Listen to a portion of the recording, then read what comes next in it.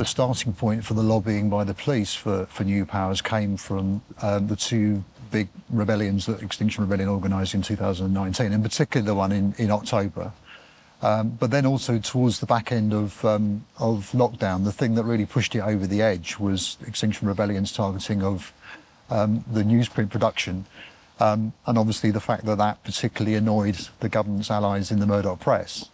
The government's approach to rolling out this legislation has been to use those organisations as a way to say, this is why we need the law, this is why we need to bring in these powers.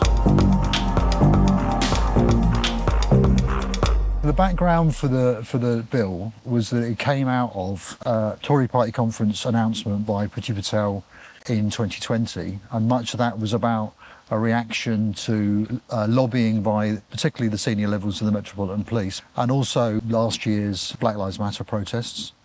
And what Priti Patel had done is she'd gone to conference, condemned those protests and talked about the need for there to be new powers.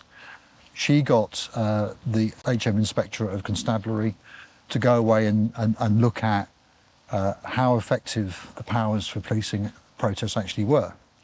And there were 5 ideas that they had within that, the Home Office had proposed, which included changes to the law, that included restrictions, the ability to be able to restrict protests primarily around the question of noise. So it was about noisy protests.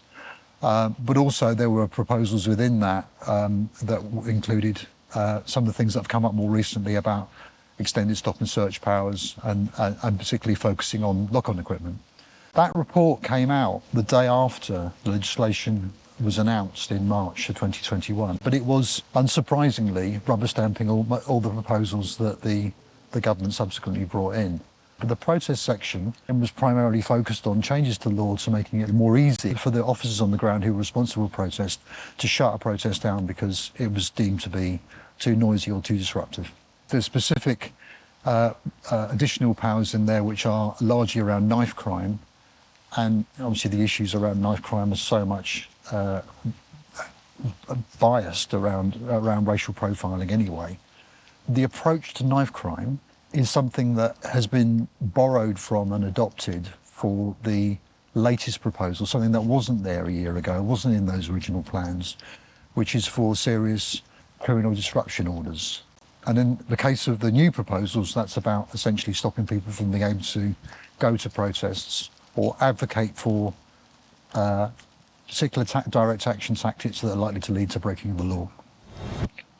The proposals for that are targeting travellers are horrifying, frankly, because they are essentially going to make it incredibly difficult for the traveller community, which is already under constant attack, to be able to go about its way of life. Right? I mean, it's a chronic lack of places that travellers can go to, and of course the reason for that is because travellers are an easy target.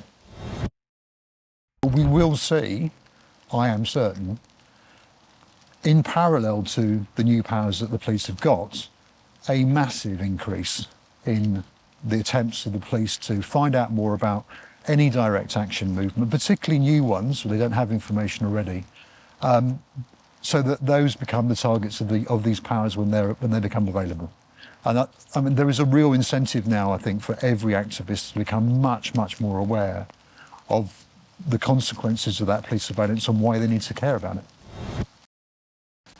You can either just accept that those powers are going to criminalise more people and decide not to protest, or you can say, look, that people are going to go out there anyway. What is the forms of solidarity that we can plan and undertake to make sure that it's less likely that people are arrested, so bigger demonstrations where it's more problematic for the police to pick people out, and also making sure that people are not abandoned if they are criminalised. So support for people who are facing court action, support for people if they're going to prison.